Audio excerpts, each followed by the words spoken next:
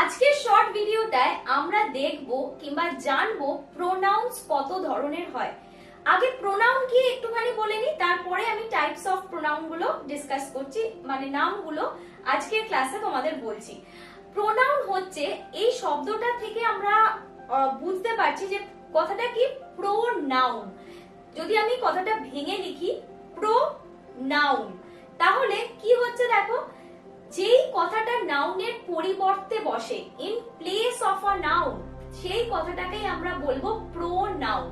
Anything which is written in place of a noun, ঠিক আছে, মানে যেই শব্দটা নাউনের পরিবর্তে বসছে সেটাই হচ্ছে প্রোনাউন। আর টাইপস গুলো মানে বিভিন্ন রকমের প্রোনাউন্স এর নামগুলো কি কি? প্রথমে হচ্ছে personal pronoun, possessive pronoun, demonstrative pronoun, interrogative pronoun, reflexive pronoun, emphatic pronoun, relative pronoun,